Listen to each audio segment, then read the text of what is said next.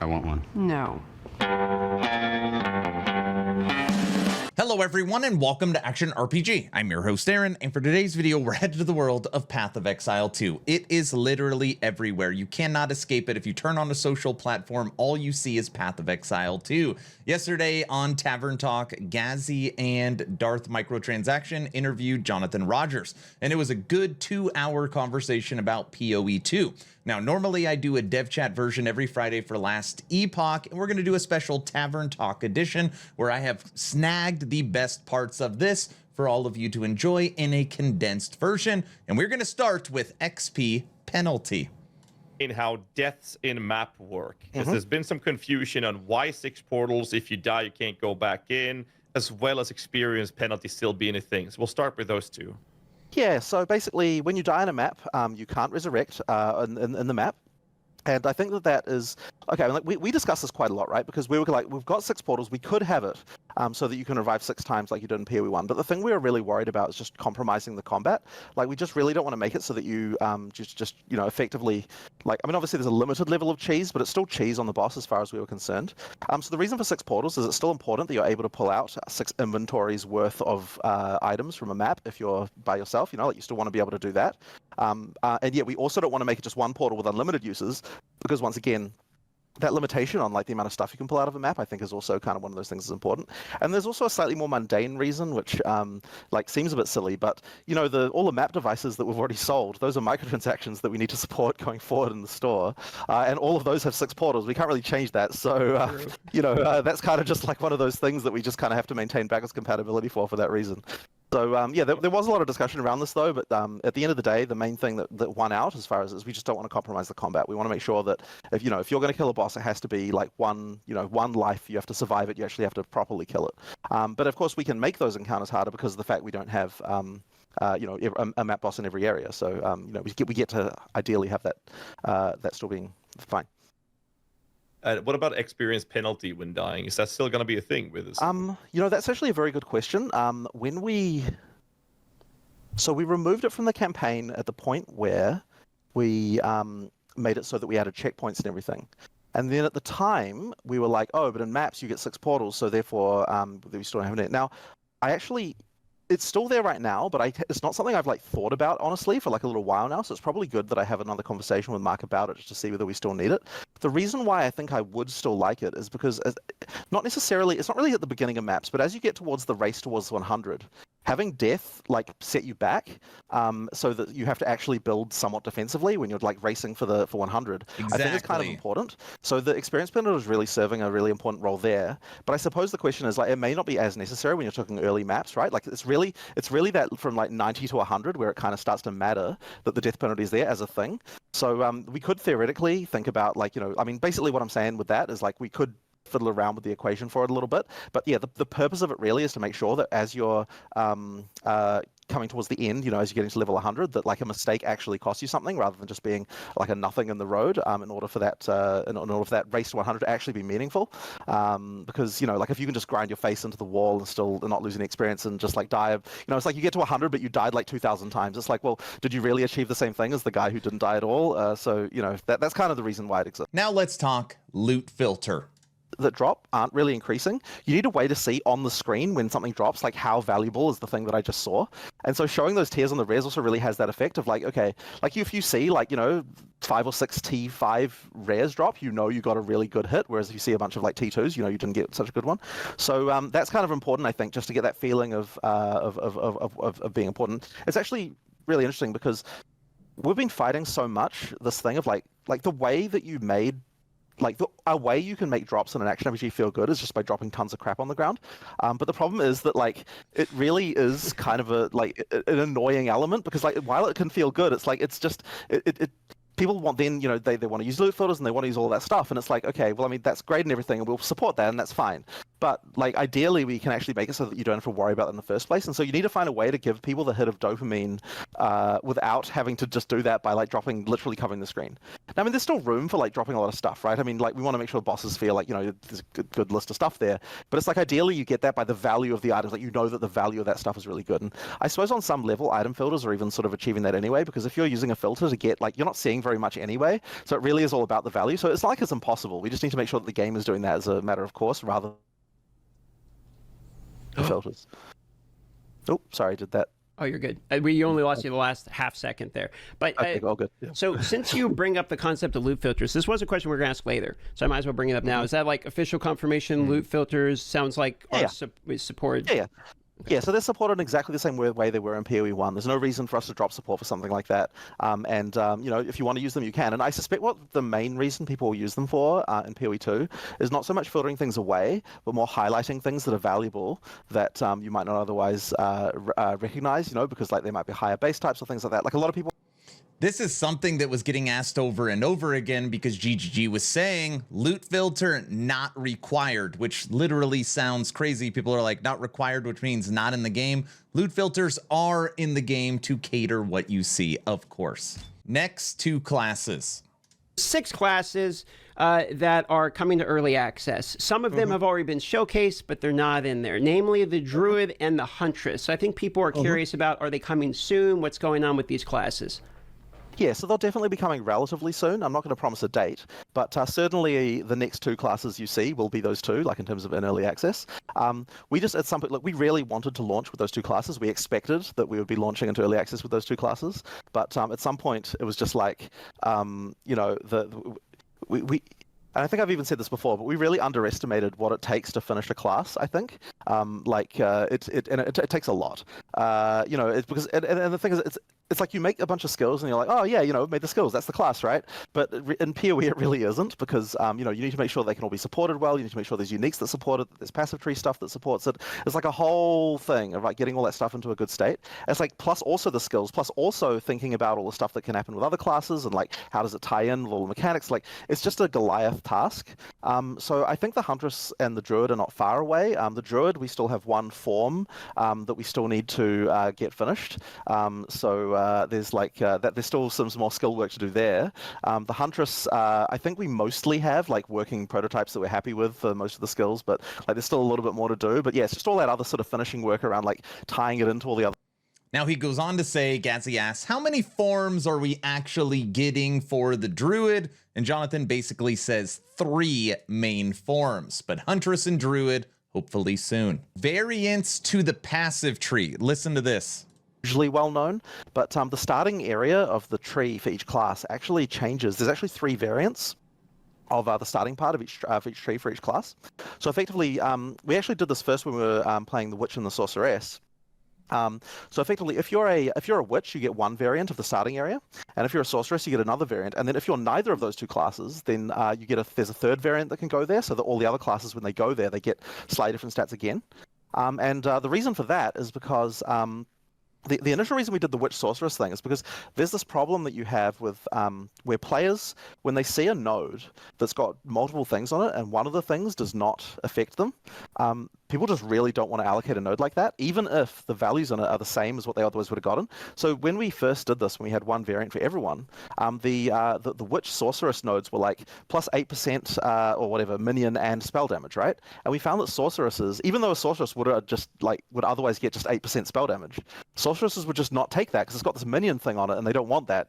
So by having the trees be separate, it just sort of prevents that problem immediately. And the other thing it kind of also was just like, when we realized that we could swap those 2 out, we're like, well, hang on, we might as well have a 3rd variant as well for other players, because that will mean that there are some times when we have like balance things that are a bit annoying, where like we can't make a node for a class in the starting area as good as we want, because that would mean that other classes would all be incentivized to go there and take it because it's like too powerful, if you know what I mean. So effectively with that, we can like balance the you know, because it's relatively close to get to the adjacent classes area. So effectively you can sort of just balance that so that it like kind of works a little bit better. So there's not going to be anything in the starting areas that you like don't like stats you just can't otherwise get, right? It's not going to be like that, but it's just more about like tweaking numbers and make a few cases like the Sorceress and Witch where we just have to make. It's honestly genius. Spared no expense. That actually happens to me in Torchlight a lot when we're playing Torchlight Infinite. I'm like, oh, I'm not using minions, but this node has a minion on it. Maybe it's not designed for me, even though it's exactly what he's saying. Bricking your Atlas? A very common question. I believe this was shown in the reveal, but bricking the Atlas, as you can, if you die in a map, you can't do it again. So in the start, what happens when you brick, if you brick all the start around? maps? Yeah. So we have the ability to effectively restart your Atlas. If you completely cut yourself off, you can do that. I don't remember what way it is to do that, but it certainly came up when we were first talking about it. There just has to be some way to allow you to effectively restart your Atlas from scratch if you need to. I would hope that most people don't do that. I should hope that you manage to survive it. Like you know, when you, so there's 4 connections to the starting point. So you'd have to die 4 times in a row in order for that to happen to you. And then if that happens, it'll automatically re-roll the Atlas, so you can kind of just try again immediately. But yeah, hopefully not too many players have to do that and run into that issue. This is a feature I will need. Gem quality. See it in any of my early play tests. I didn't see it in any of the interviews or any of the footage you guys showed. Gem quality is obviously a thing. We have like Gemling Legionnaire, for instance, showing you a +12 the quality. Obviously, it's scale, not support, was a difference made. But how do you actually do that? From my I didn't see any gem colors anywhere, so I'm curious to know what's going on with gem quality and the impact that you're hoping gem quality will have in the game. Yeah, so effectively what we've done is we made gem quality a late game thing because so it's kind of an end game that you get it. It's not restricted to any one system or anything like that, but it's just something that starts dropping in end game only. And effectively, yeah, they just increase like various things. Now, gem quality was one of those things that I think was a bit overcomplicated, or like there was things where like we want to try and do a little bit better when it comes to like what stats we're choosing to scale to make that a little bit more fun. I don't have a full list of what they are or anything like that yet. Mark, this is actually something that's like coming in really late. Like I know gem quality is a thing we're doing. Like the balance of that has only been done in like the last few weeks. But yeah, it is a thing. It's like it's nice to have another kind of grind that's like, you know, just to perfect the gem. And there's even a few other things like that of like perfecting your gems. There's one other one, but I don't know whether it got in or not. So maybe I shouldn't mention it.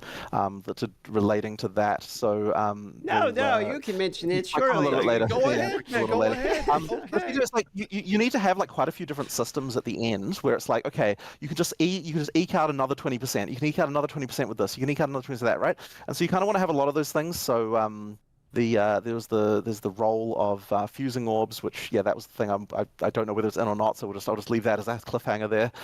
There's things like you've got gem quality, you've got which I think is the 20%, and then of course the Gemling Legionnaire can go above that.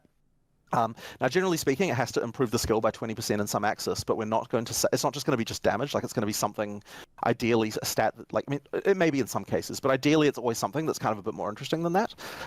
So that's the hope anyway. And because of the fact that it's not just damage, that means that we can have it be something that's sort of end game only. And it's going to be harder to get than most other things because regular quality items you can get by salvaging. From other items that drop with quality, but I believe that gems don't drop with quality, so every single point of that is going to be hard earned using a GCP, a Gem Cutter's Prism. So yeah, that'll kind of be one of those just final grinds at the end game of like getting all. Confirmed. End game. Now let's talk about ascending. The ascendancy, we know how you do it. You do it through the trials. One of the things that we were trying to get some clarity on is, do you get points from the trials based upon how far you progress in the trials, or is it the type of situation where you're going to do multiple different trials to get the points? I know there's like the coins associated with it, so I was hoping we could, hear how you go from your first 2 to your second 2, et cetera, in terms of points.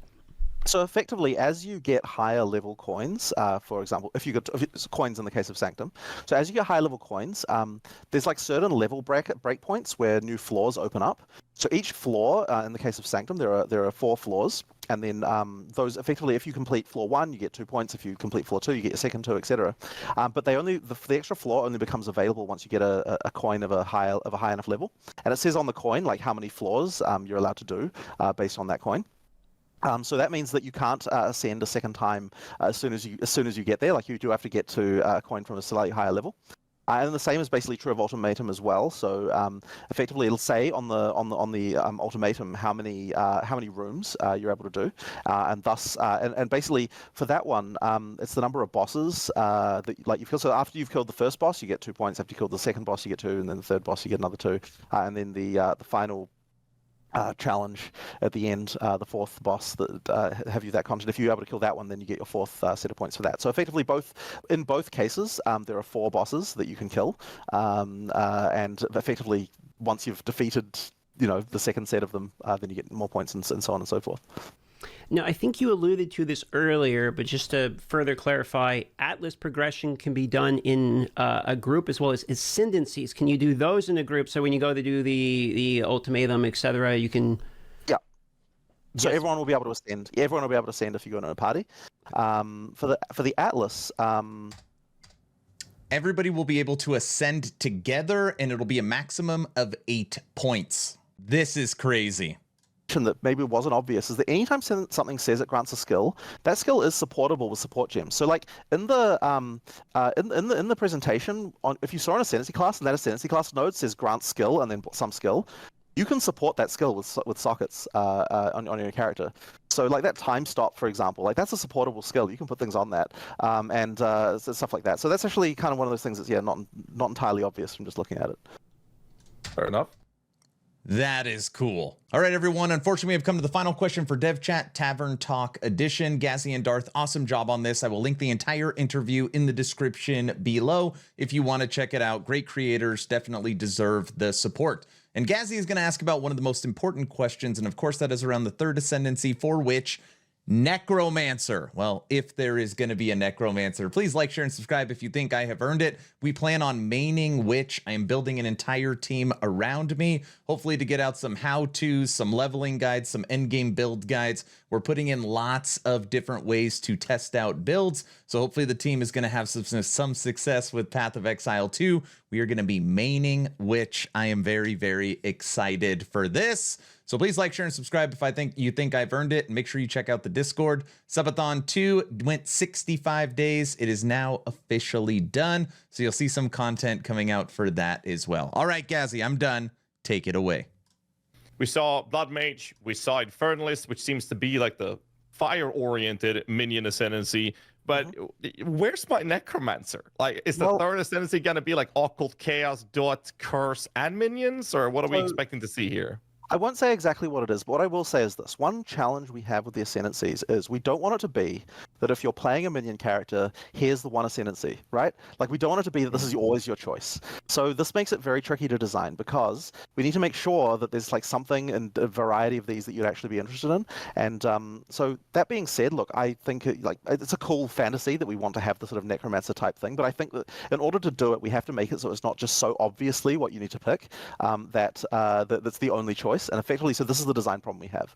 So I think that effectively there just was a shelving of like, we're having trouble solving this problem, we'll just go with these 2 for now.